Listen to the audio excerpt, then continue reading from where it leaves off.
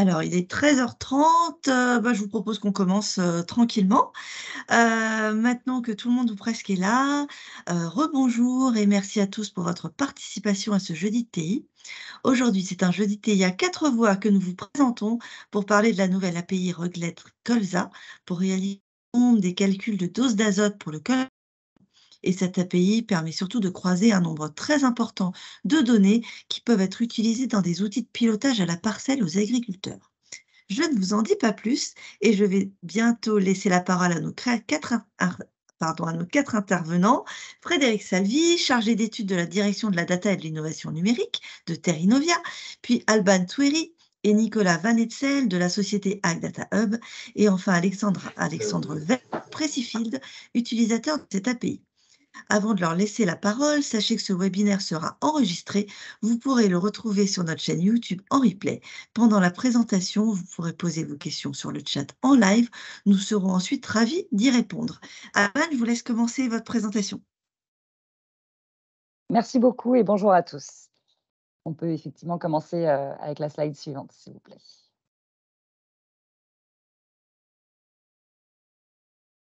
Parfait. Donc, moi, je suis directrice commerciale chez Ag Data Hub. Certains d'entre vous connaissent déjà cette société. Ag Data Hub se positionne aujourd'hui comme le premier intermédiaire de données pour le secteur agricole. Donc, nous proposons ce service à travers notre plateforme d'échange de données qui s'appelle API Agro et qui va vous être présentée ultérieurement par Nicolas. Et nous avons également une solution qui permet la gestion des consentements à l'usage et à la diffusion et à l'échange de ces données, qui s'appelle AgriTrust. Donc, Ag Data Hub a travaillé avec plusieurs partenaires technologiques pour développer ces solutions, notamment pour répondre à des enjeux de souveraineté et de sécurité à ces échanges, avec qui nous avons travaillé avec Orange Business Services sous forme d'apport technologique, c'est-à-dire qu'on a fait de la co-innovation sur la solution AgriTrust notamment. IN Group, qui était historiquement des imprimeries nationales, que vous devez connaître aussi, et qui, elle, a apporté technologiquement son identité numérique pour la solution AgriTrust au niveau des agriculteurs. Donc, Ag Data Hub répond aux enjeux des data agricoles, notamment sur la partie sécurisation, comme on a pu le voir avec nos différents partenaires technologiques que j'ai pu vous citer tout à l'heure. AgriTrust porte aussi cette fonctionnalité d'identité numérique. Comme je vous l'ai dit, elle est destinée aux exploitations agricoles pour sécuriser les connexions des exploitations aux différents sites partenaires qu'ils utilisent. Donc, c'est un moyen qui leur évite de gérer mots de passe et différents identifiants. C'est bien évidemment gratuit et ça peut également servir dans le cadre de l'échange de consentement, c'est-à-dire que lorsqu'on va demander un consentement de la part des exploitants agricoles pour l'échange de données, on va pouvoir utiliser cette technologie aussi. Ag Data Hub répond notamment à comment échanger des données agricoles. Donc ça, c'est Nicolas qui va pouvoir rentrer plus en profondeur sur ces sujets, ainsi que sur la partie valorisation des données, puisque l'intérêt, c'est aussi de pouvoir profiter de cette plateforme comme une marketplace. Enfin, dernier slide, je vais te laisser la parole après. Ici, on voit de manière un petit peu plus illustrée à quoi va ressembler ce qu'on appelle le portefeuille numérique de l'exploitation agricole, avec effectivement la partie identification et les différents certificats que l'on peut mettre dans ce wallet numérique destiné aux exploitations agricoles. Nicolas va rentrer plus en détail sur nos fonctionnalités spécifiques à API Agro, à savoir le catalogue de données et la partie alimentation de ces données avec des algorithmes, sachant que bien sûr la plateforme peut supporter plusieurs types de fichiers et de formats. Je laisse maintenant la parole à Alexandre pour présenter Precifield. Merci. Merci Alban et bonjour à tous. Donc Alexandre Veil, société Precifield. Je vous présenterai en deuxième partie une rapide démonstration de comment nous utilisons la réglette de Terrinovia via l'API. Et pour présenter Precifield, donc nous sommes une société française créée il y a 7 ans et spécialisée en agriculture de précision. Nous avons deux activités distinctes. La première qui s'adresse plutôt à des industries agroalimentaires ou à des agrofournisseurs, qui consiste à de la prestation de services pour de la R&D, de la création de modèles, de la valorisation de données et le développement de plateformes spécifiques pour certains clients. Notre deuxième activité, qui est plutôt celle dont on va parler aujourd'hui, s'adresse aux agriculteurs avec un certain nombre de services de diagnostic à la parcelle pour pouvoir moduler les interventions.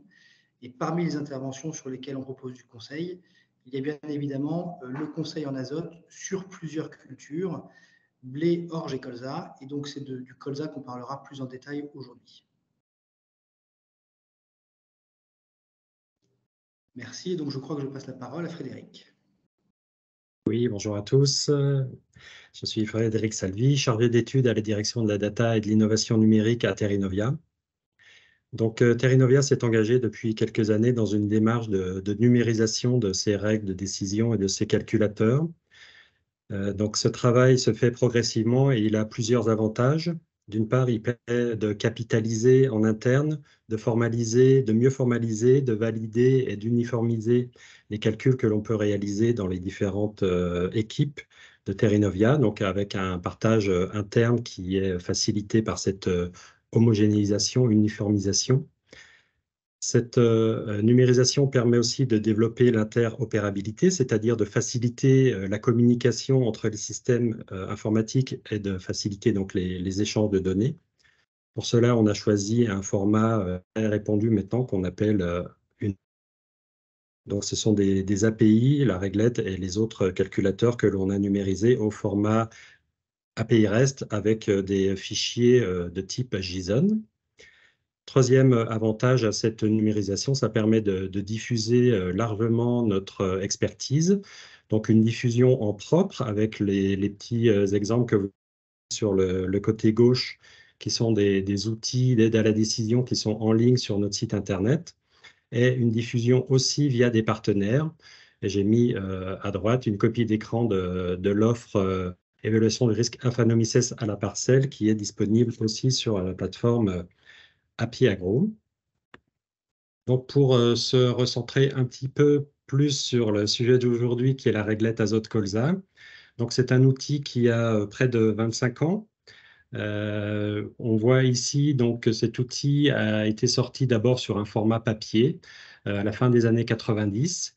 Puis, on a eu une première version en ligne au début, enfin, en 2008, avec la petite copie d'écran que vous avez en haut à droite. Une nouvelle version en 2014 accompagnée d'une application mobile. Et puis donc récemment, cette réglette est aussi disponible au format API. La réglette est un outil connu et reconnu qui permet de calculer des doses d'azote pour des parcelles de colza en fertilisation minérale au printemps, après l'hiver. Cet outil, il a été labellisé par le COMIFER, qui est donc l'instance, le comité d'études de développement de la fertilisation raisonnée en France. Et donc, c'est un outil qui est labellisé et qui utilise la méthode du bilan azoté. Cet outil est utilisé par différents partenaires et opérateurs de l'écosystème agricole d'ores et déjà. Vous avez ici, sont cités, Airbus, donc avec le produit FarmStar, mais aussi Wanaka Geosys, Precifil, donc qui est aujourd'hui avec nous, Abellio, Spotifarm, Yara et Borealis. Pour rentrer un tout petit peu plus dans les détails, donc ici sur cette diapo, j'ai mis des copies d'écran de l'interface utilisateur, mais bien évidemment, on parle d'une API, donc c'est un système qui permet à deux ordinateurs d'échanger des informations de façon standardisée. Ce qui est intéressant ici, c'est de voir quelles sont les données d'entrée de cet outil. Donc, on va demander le département, le type de sol à l'utilisateur, la fréquence et l'historique sur l'apport de résiduaires organiques ou produits organiques. Et s'il y a eu des apports de produits résiduels organiques à l'automne, quelle était leur teneur en azote et la quantité pendue. On a des observations facultatives aussi, comme le reliquat d'azote. Si un reliquat d'azote a été fait sur la parcelle de l'agriculteur, vous pouvez l'intégrer et ça va prendre en compte le résultat de cette analyse pour ajuster la dose d'azote. Enfin, évidemment, l'objectif de rendement que vous avez que l'utilisateur a sur sa parcelle. S'il y a eu une pesée entrée-hiver et la pesée du colza sortie-hiver qui est obligatoire. Et enfin, est-ce que le colza est implanté après un pois protéagineux ou est-ce qu'il était associé à un couvert de légumineuses en automne? Enfin, on demande la surface de la parcelle. Donc voilà les données d'entrée de ce calculateur. Et en sortie, bien sûr, la dose d'azote minéral à apporter au printemps, au moment où on fait le calcul sur le colza. Ça peut être décliné sur plusieurs points de la parcelle s'il y a plusieurs données, plusieurs observations de biomasse. Ça sera l'exemple présenté par Alexandre juste après. Et ce conseil, il est accompagné aussi de recommandations pour le fractionnement de la dose en fonction donc, de la totale recommandée, du stade de la culture. Voilà, on a des recommandations sur comment répartir cette dose totale dans le temps.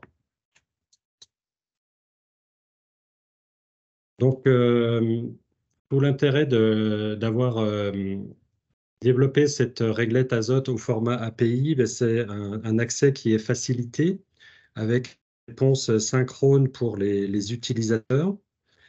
Si la réglette évolue, Terrinovia fait les évolutions sur le calculateur et les différents utilisateurs de l'API vont avoir automatiquement accès à la dernière version disponible pour la règle de décision. Donc, on a une meilleure et puis un minimum de développement à faire pour les utilisateurs avec ce format API. Ça nous permettra aussi d'avoir des retours directement, des retours d'expérience directs pour les utilisateurs de la réglette. Donc, pour la diffusion de ces API, Terrinovia a choisi la plateforme API Agro. Et je passe la parole à Nicolas Van Etzel qui va vous présenter comment se présentent du coup les offres API sur cette plateforme pour voilà, vous connecter à la réglette ou aux autres API.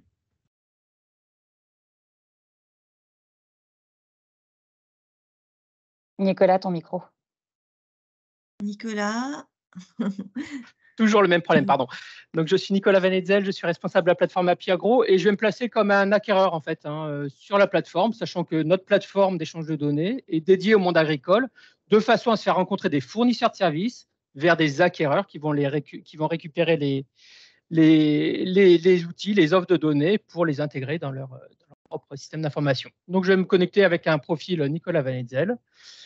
Donc, pour accéder à la plateforme, vous voyez, il faut que je sois inscrit, que je sois connu, reconnu. On est sur une plateforme qui est un espace sécurisé où on connaît tous les acteurs qui vont opérer. D'accord ?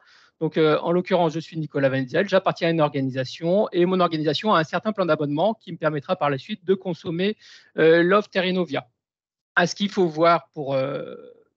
Donc voilà, je vais continuer. Dès l'entrée au catalogue, vous allez arriver sur une home page où la réglette colza est mise en avant directement. Il suffit que vous cliquiez dessus et vous irez directement sur l'offre de données. Je vais faire un petit aparté sur le catalogue de données où je vais faire un filtre sur Terrinovia. Ça va permettre de matérialiser tous les jeux de données qui sont mis en œuvre par la structure. Donc, vous voyez, il y a certains jeux de données qui peuvent être en open data, c'est-à-dire qu'il suffit d'être inscrit à la plateforme, simplement inscrit, et vous pourrez consommer ces jeux de données, par exemple les catalogues de variétés, d'autres jeux de données tels que la réglette colza qu'on va retrouver ici, est en modalité gratuite, c'est-à-dire qu'il y a un besoin de signature d'un contrat, et du coup, il vous faut à minima une offre découverte pour pouvoir la consommer.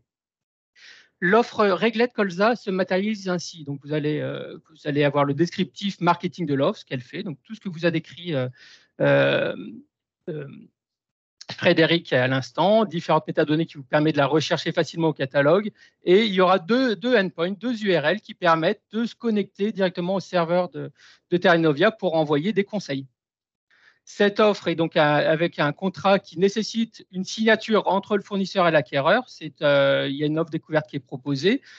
Pour y accéder, il vous suffit, voilà, c'est gratuit, hein, même de notre côté, de façon à accéder. Vous allez faire une demande d'abonnement auprès de Frédéric qui va vous accepter et vous aurez accès du coup à une interface pour vous abonner. Donc l'abonnement va nécessiter différents critères qui sont fournis par Terranovia, 100 requêtes par seconde. Et dès que vous avez fini la contractualisation, vous allez arriver dans l'espace transaction, qui est le dernier onglet. Cet espace transaction en tant qu'acquéreur, je vais retrouver les différentes transactions. Si je vais dans obtenir mes données, c'est ici que vous allez retrouver les URL qui permettent de requêter en fait les serveurs de Terranovia de façon à pousser le conseil avec tous les paramètres qui vous ont été montrés par Terranovia, par Frédéric, pardon, à savoir les types de sol, à savoir les pesées et tous les éléments qui sont nécessaires au calcul. Donc, vous allez pousser ce calcul vers Terranovia et la plateforme va gérer l'abonnement vers le service pour une certaine durée et avec une certaine clé d'API qui permet d'être reconnue en fait au système. Voici la façon de récupérer les API. Donc, il suffit d'exporter son fichier OpenAPI et de l'intégrer dans vos propres services. Je vais laisser la main à Précifield pour qu'il vous présente un usage. Donc, Alexandre, je vais te laisser la main. Ok, merci beaucoup. Alors, je repartage mon écran.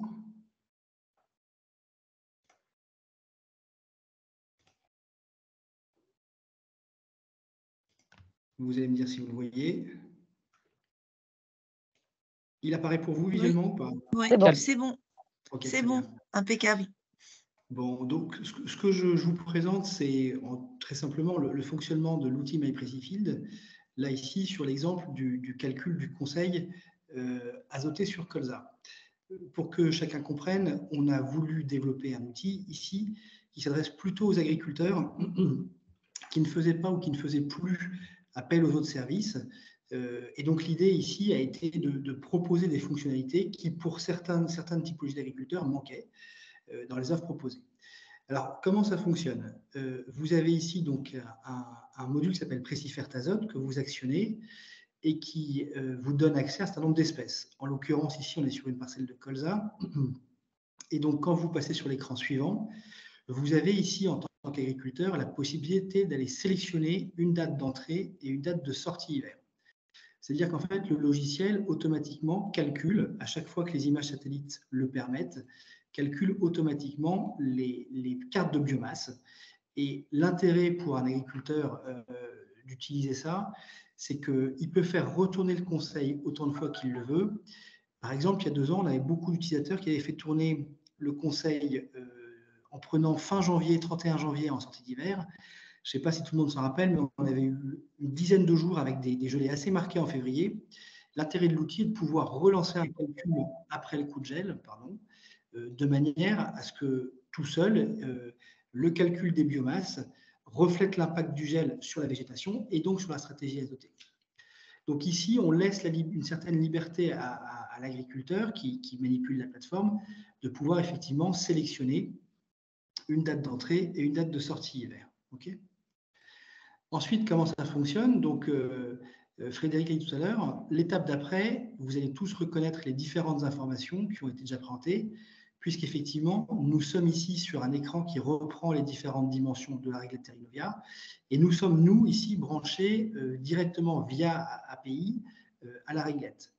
Pourquoi on a fait ce choix-là? Parce qu'effectivement, ça permet quand même d'avoir une certaine souplesse dans l'utilisation, notamment quand il y a des changements de règles agronomiques. On sait qu'elles seront automatiquement mises en place, et donc pour l'utilisateur final, c'est quand même une garantie d'avoir toujours un service qui est, à notre avis, le plus précis. Donc voilà, vous renseignez ici votre variété, votre date de semis, le type de sol, etc. Enfin, toutes les infos que Frédéric a déjà détaillées. Et ensuite, vous allez détailler ici la forme sous laquelle vous souhaitez recevoir du conseil. En l'occurrence, vous pourriez demander d'avoir un conseil en nombre d'unités d'azote. Ce qui se pratique généralement, c'est que l'agriculteur dit, voilà, j'ai prévu d'apporter de l'AMO, 33,5, j'ai déjà apporté 65 unités sur mon premier rapport, et donc ici, je vais lancer un calcul. Donc ce calcul-là, il intègre bien évidemment le calcul de nos cartes de biomasse sélectionnées par l'agriculteur, il interroge l'API Terrinovia, et donc ce qui revient ici, quand on rafraîchit la page, dans la rubrique Mes cartes de préconisation, que vous avez ici, c'est une carte de conseil. Donc là, en l'occurrence, l'agriculteur reçoit bien un conseil sur de l'ammonitrate avec une dose moyenne recommandée pour la parcelle. Et pour les agriculteurs qui souhaitent pouvoir moduler cette dose, il y a la répartition de la dose sous forme d'une carte. Et donc, vous avez un conseil moyen et un conseil réparti au niveau de la parcelle. De là, l'agriculteur a deux solutions. Première solution, c'est d'exporter ici sa carte vers la console qu'il utilise pour mettre en œuvre de manière très, très concrète la modulation. On a aussi on a souhaité laisser une certaine place à l'appropriation de ce conseil, et donc un agriculteur peut, dans certains cas, modifier une carte. La parcelle que je vous montre, je ne l'ai pas choisie de manière anodine. En fait, vous vous rappelez probablement que sur les cartes de biomasse, on avait ici, sur toutes les bordures de bois, des biomasses plus faibles. C'est un cas de figure ici où en fait, ces biomasses plus faibles, c'est la conséquence de dégâts de lapin. Et là, typiquement, on a un agriculteur qui, quand il a eu cette carte-là, m'a dit, oui, mais moi, en fait, cette carte ne me convient pas parce que je n'ai pas envie d'apporter plus d'azote dans une zone sur laquelle le colza est quasiment absent à cause des dégâts de lapin. Et donc, ce qui est intéressant dans cette démarche, c'est de bien comprendre que ce n'est pas un problème qui est lié à une erreur de calcul, c'est la méthode de la régate qui est faite comme ça. Et dans certains cas, il peut être intéressant, effectivement, de prendre un petit peu de recul. Là, en l'occurrence, un agriculteur peut très bien décider de modifier une carte de préconisation. Et par exemple, dans la zone sur laquelle on lui suggérait, via calcul, de mettre 191 kg d'AMO, il pourrait très bien dire j'en mets 0 ou j'en mets que 50 kg, parce qu'ici, effectivement, encore une fois, ça correspond à des dégâts de lapin. Voilà, donc une fois que l'agriculteur fait ça, il y a une deuxième carte de préconisation qui est créée. Et donc, vous voyez, il retrouvera ici les différentes cartes disponibles. Et c'est lui qui va décider effectivement desquelles il va concrètement mettre en œuvre dans sa parcelle et au niveau de l'exploitation.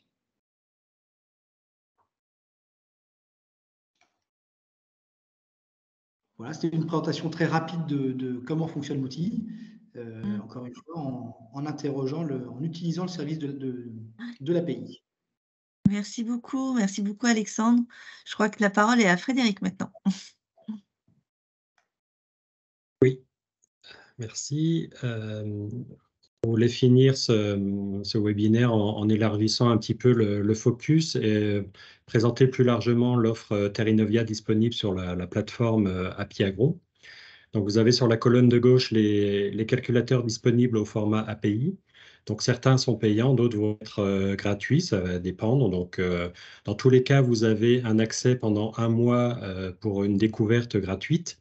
Et puis après, on en rentre un peu dans un processus d'échange et on voit avec vous la mise en place d'un accès plus durable. Pour le colza d'hiver, on a 3 calculateurs aujourd'hui sur ce format API. La règle de décision régulateur colza d'automne, la règle de décision régulateur colza de printemps et la réglette azote colza dont on vient de détailler largement. En poids protéagineux, vous avez accès à l'outil EVA donc, qui fait une estimation du risque aphanomycèse sur des parcelles dans lesquelles vous souhaitez implanter du poids. Donc, c'est un outil qui est gratuit et qui permet d'avoir un niveau une première approche sur le risque aphanomycèse aux parcelles. Nous avons aussi des jeux de données qui sont mis à disposition sur la plateforme API Agro. Aujourd'hui, au format API, le catalogue des variétés oléoprotéagineuses disponibles est commercialisé en France. Des résultats d'enquête sur des déclarations de dégâts d'oiseaux et de petits gibiers, notamment sur le tournesol et sur d'autres cultures oléopro. À venir prochainement, plusieurs API autour des règles de décision sur les risques d'insectes sur colza à l'automne, les altises adultes, les larves de grosse altise, le charançon du bourgeon terminal, et aussi envisager dans les prochains mois le catalogue variétés oléoprotéagineuses, mais cette fois avec un format API, c'est-à-dire un peu plus interactif, avec une mise à jour plus fréquente, et un accès aussi aux références variétés Terrinovia que l'on produit et que l'on diffuse par ailleurs, mais ici elles seront disponibles avec ce format API, avec des mises à jour à chaque fois que on diffuse des nouvelles références techniques. Voilà, c'est fini pour cette présentation. Nous allons passer à vos questions. Et en tout cas, si vous souhaitez nous contacter, vous avez ici accès à l'ensemble de nos coordonnées pour prendre contact autant que nécessaire. N'hésitez pas. Et en attendant, on vous écoute pour toutes vos questions.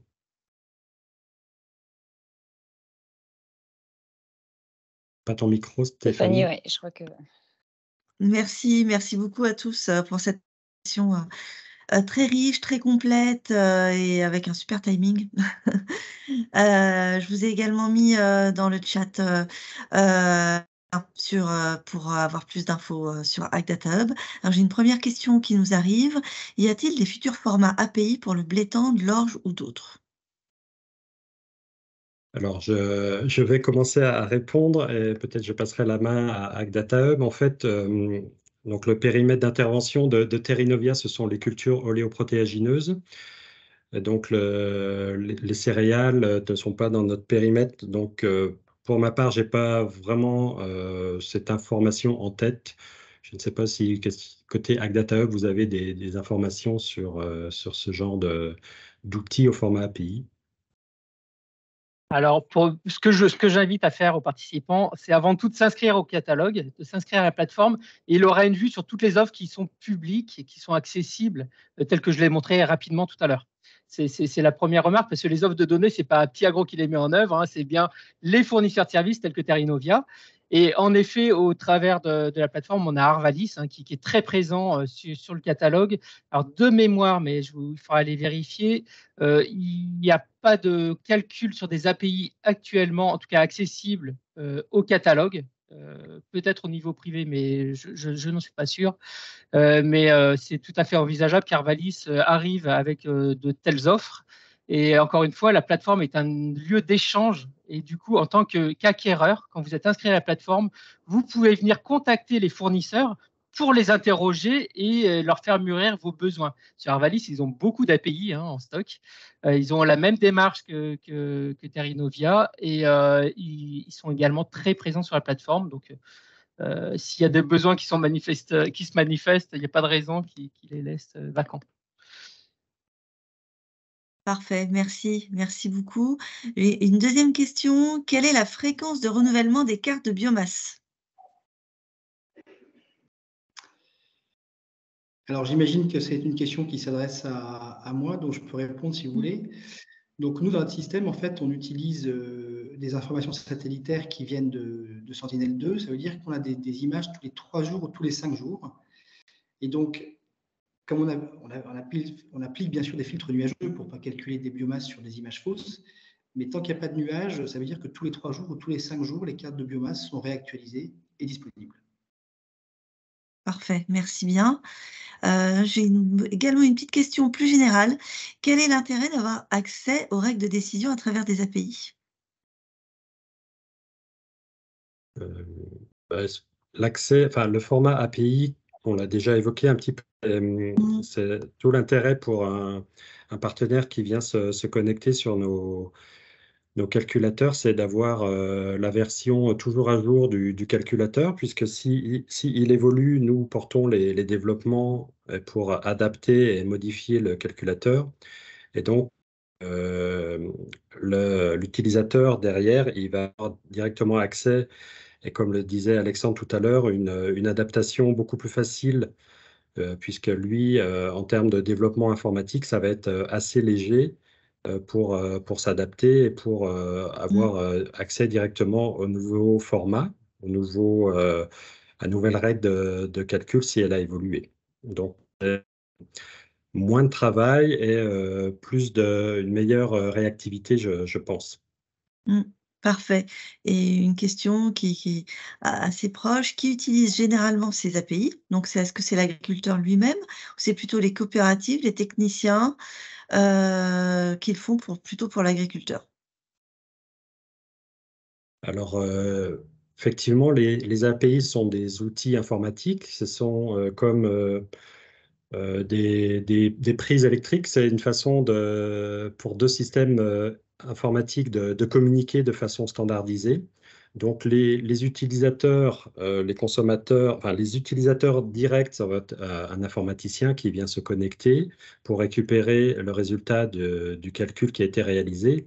Et après, ce résultat est transmis dans une interface utilisateur de type outils de gestion parcellaire ou, comme Précifield l'a montré, hein, un outil qui sert à faire de l'agriculture et des apports de façon raisonnée et en agriculture de précision. Donc, l'agriculteur bénéficie de façon indirecte en fait du calcul au travers de l'API. Mmh. Ouais, tout à fait. Parfait. Peut-être une dernière petite question un peu plus pratique. Quelles sont les modalités d'accès, justement à la plateforme API Agro? Alban, je te laisse répondre ou tu veux que je fasse? Pardon. Pardon, OK. Les modalités d'accès à la plateforme API Agro, donc c'était un lien d'inscription donc que vous avez, qui est sur cette slide. Donc je ne sais pas si les C'est supports le seront Oui, diffusés derrière, certainement? oui, tout à fait. D'accord. Oui, oui, oui, le support, Donc enfin, en tout cas, moi, je l'ai mis, il est sur le fil, hein. J'ai repris le lien, de la plateforme API Agro. d'accord, bon, bah, parfait. Donc vous suivez ce lien et là vous faites, donc Oui, bien sûr première connexion, pas encore de compte et vous rentrez dans l'univers, API Agro. Un certain nombre d'accord. d'éléments, vous sont, bien sûr demandés pour la partie, notamment, trusting que nous faisons et qui permettent, comme l'avait précisé, Nicolas dans son, introduction, de connaître l'ensemble des membres, ce qui fait partie également de la sécurisation des échanges, hein, que nous apportons et que nous garantissons. Pour pouvoir, consommer, ce qui vous avait été présenté en catalogue, les données qui sont gratuites mais qui sont sous contrat, donc ça veut dire qu'il y a une modalité quand même entre, acquéreur et fournisseur qui doit être remplie. Dans ces cas-là, il faut une formule découverte. Cette formule découverte, elle est gratuite et vous pouvez y accéder, via notre site internet AgDataHub, sur la rubrique tarifs. Vous faites une demande de formule découverte et comme ça vous permettra de pouvoir consommer, des données contractualisées même si elles sont gratuites. Open Data, vous n'avez pas besoin de la formule découverte, quoi. Mais bon, je pense que c'est mieux quand même que vous soyez, sur, la formule découverte pour pouvoir après, accroître vos échanges avec d'autres acteurs, que non ou tout simplement, consommer davantage de données. Parfait, merci beaucoup. Je crois qu'il y a plus de questions. Écoutez, merci à tous, merci à tous les 4, pour cette présentation, très complète, très intéressante et pour toutes les réponses aux questions qui ont été posées. On espère que ce webinaire vous a intéressé. Donc on vous donne rendez-vous jeudi prochain, le 27 avril, pour parler cette fois d'un tout autre sujet, donc de soja et désherbage mixte.